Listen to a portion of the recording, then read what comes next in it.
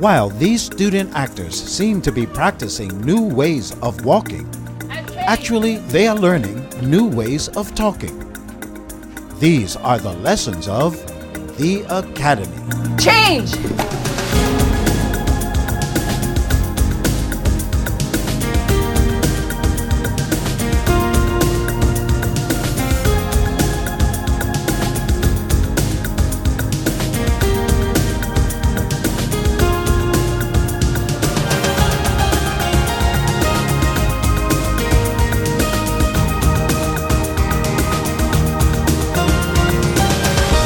The Academy, brought to you by Nescafe.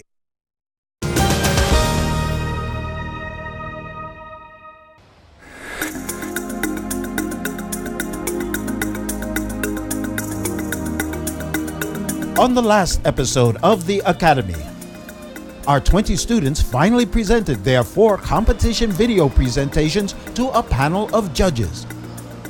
For 3 days, they had adapted a well-known poem to their own reality, and then designed, organized, and managed video productions that reflect all that they have learned in the first week of the Academy. A wise man at the end knows that God is right. Damilola, you were very exaggerated as a woman. In a way, to me, it was the stereotypical woman, hands on hips. I think that you should all take the point very, very seriously that you cannot afford to do what you've just done. I mean, that's all the groups that we've seen. There was no differentiation in facial expressions, no matter what happened. They arise, you guys.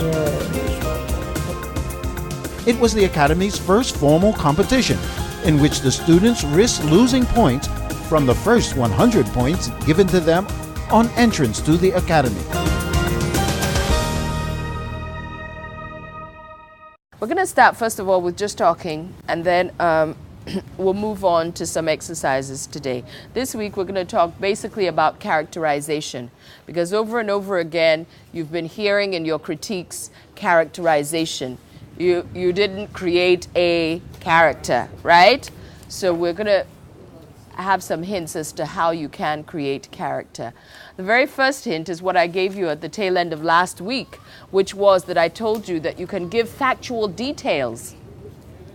You can create a history, or what some people call a backstory for your character, right?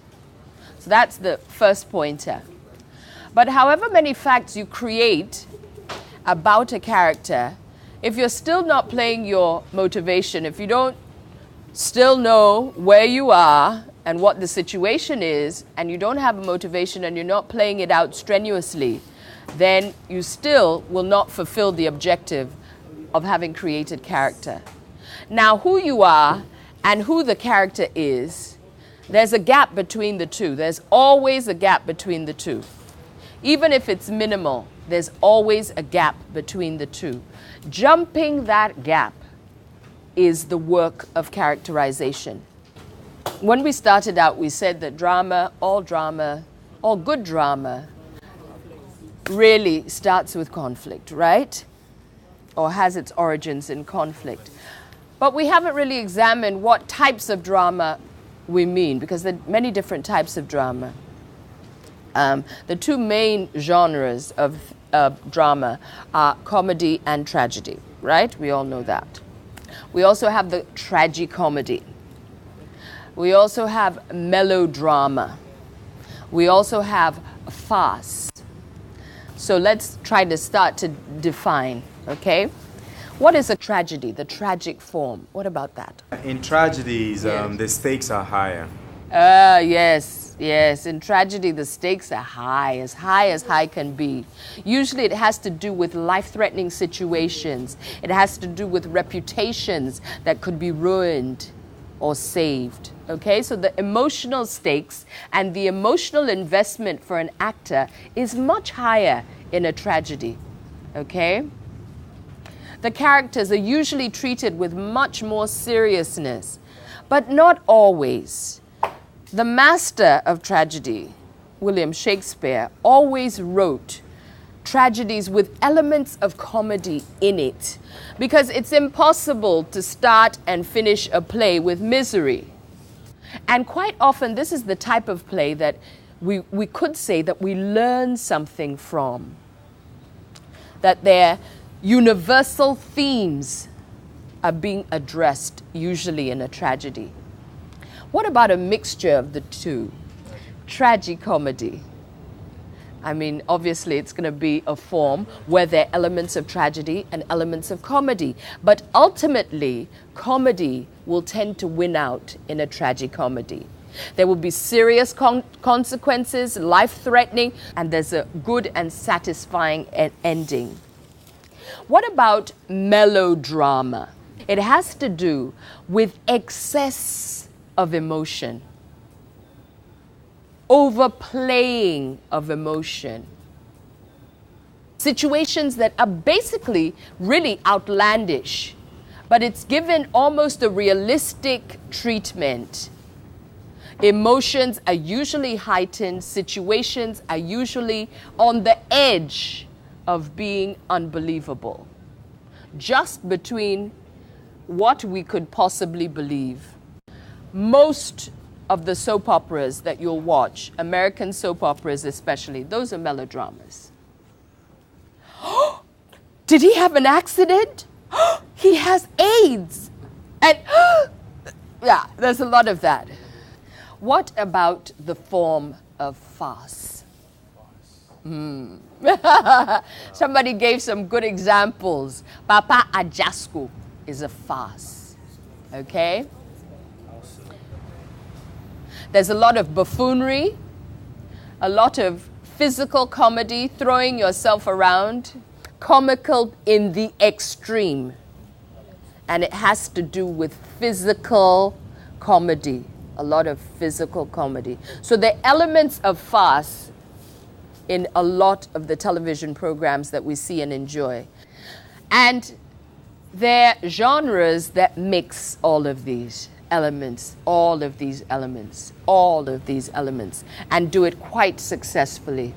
There are other genres. There's mime, musical theater, pantomime, where there's a lot of exaggerated movement, some mime and music, as well as there's opera, okay?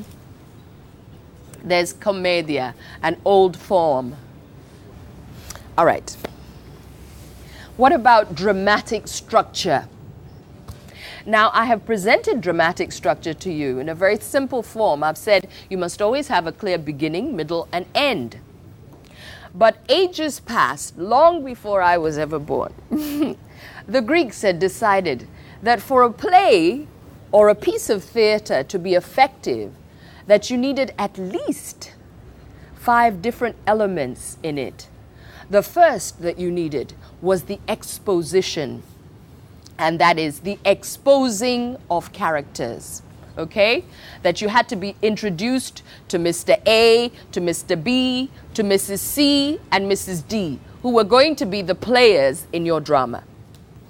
Now, these characters had not only to be exposed to us or introduced to us, but then there had to be the conflict and the complication of conflict, which is what we were discussing before, which is that there's one level of conflict, but perhaps another conflict will come, and then another one, and so on and so forth, okay?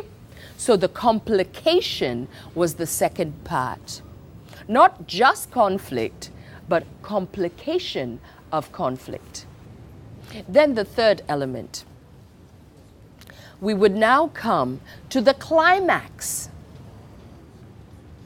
When all events, when all characters that have been in conflict come to the highest point of conflict. He's having a mental breakdown. She's running away from home. He is leaving his wife.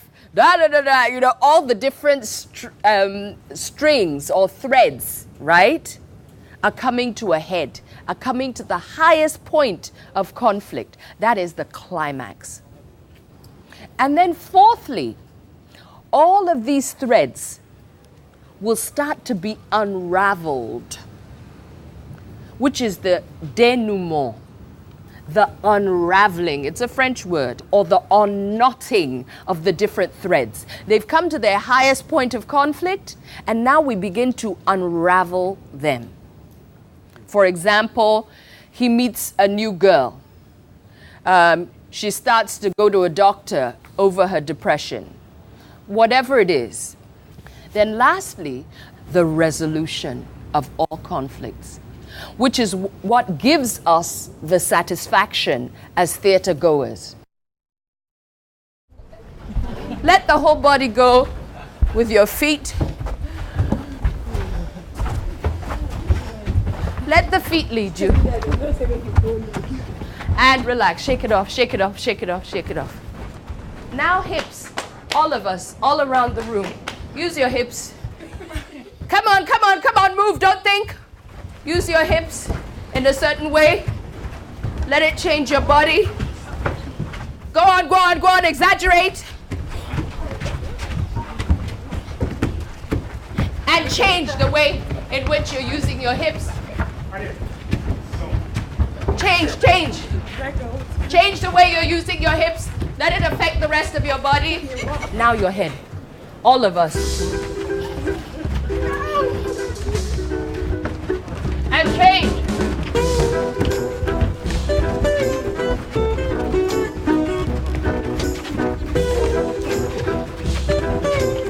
Let it lead you. And relax. Physical traits. Using different parts of the body to lead, for example, like the chest. You know, what does it feel like when, you know, what kind of person does this, you know? And what kind of person does this? And how does that aid characterizations? We're just focusing on the head, the hips, and the feet, right? For the moment. Okay. Still hanging on to one of those pads. Come into the circle, make it very big, and then bring it all the way down so it's believable. Take it to 10, bring it down to 2. Yes, that's a 7. Go to a 10. Go to a 10. Good, good, good, good, good, good. Now come down, now come down, now come down, now come down. Good, that's about a 2. Yeah, that could be a guy down the road, walking down the road, thinking he's too much for the ladies. Oh yeah, all right, okay.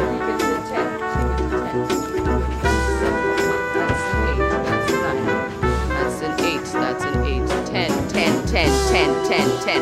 Good, good, good, good, good, good, good. Now, take it down, take it down, take it down.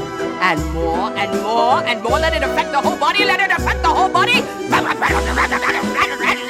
come down.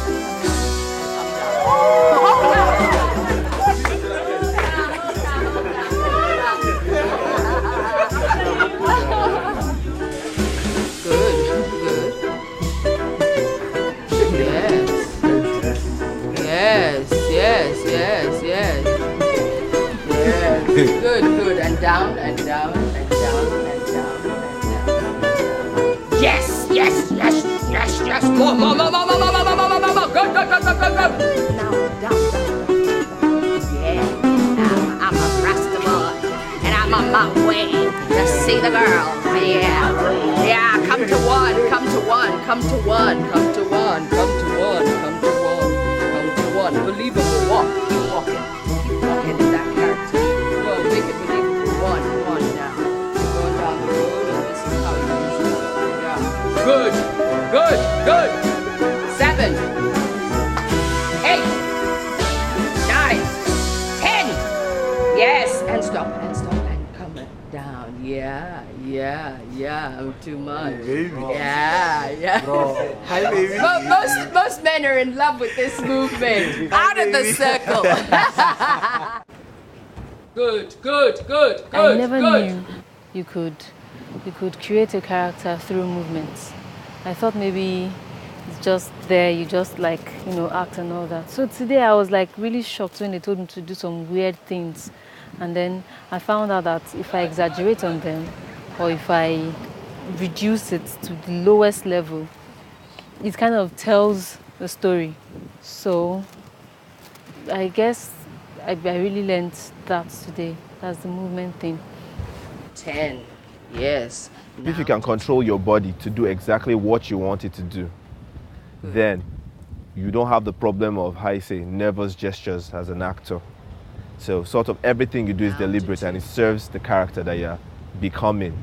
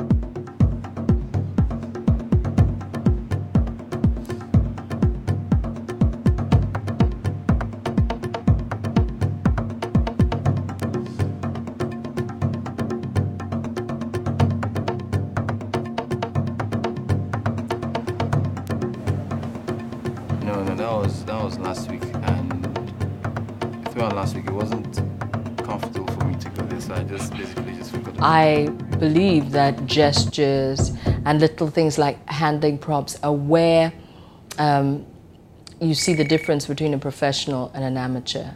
Because handling a telephone is one of the most common things that we do in performance, and it's one of the things that gives us away as being a non-performer. So I thought we should address those little things, like sweeping.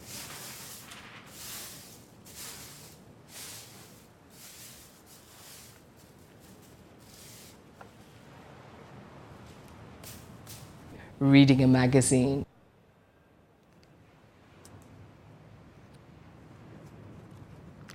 Talking on the phone, you know. Is there really somebody there? Do you hear what they're saying? Where are you? Really? Please wait for me, I'm coming. I'll come over now. Or is it that you're playing at hearing what they're saying? And if you're putting on lipstick, are you really doing the action of putting on lipstick? Or you want us to see that you're putting on lipstick?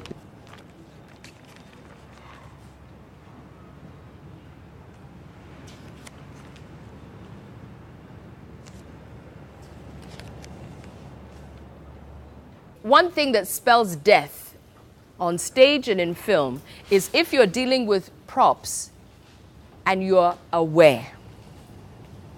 If you're sweeping, you have to plot for yourself who you are, where you are, and what you're doing. Are you going to sweep everything? You might.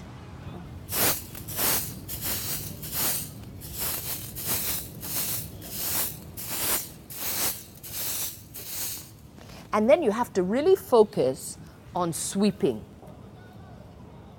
as opposed to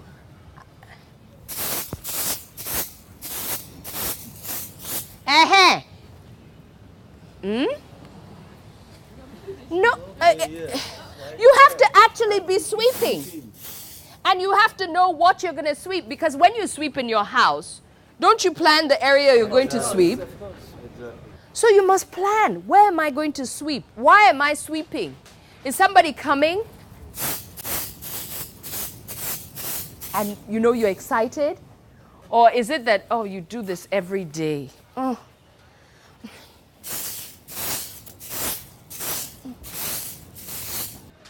You have to question even sweeping. How do you feel about the broom? Maybe you prefer the Oyibo type that stands up because you got a bad back. And so, like my children. Huh? Or maybe you've always hated this broom because your mother-in-law that gave you. Is that the glass that your husband's girlfriend gave at your wedding? That you wanted to break, but you decided not to break it? That telephone, does it have a screeching ring?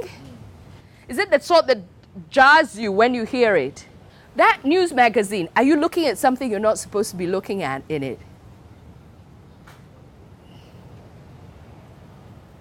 I don't know. You must decide. If you're removing cobwebs, where are the cobwebs? Are there two here? One over there? Is there one on that side and you can't even reach it? And you have to go and get something to reach it? Is it ordinary cobweb or is there a spider all of a sudden there? You must decide. You must create an environment for yourself, even when the director doesn't ask for it. Because these are the things that make things real.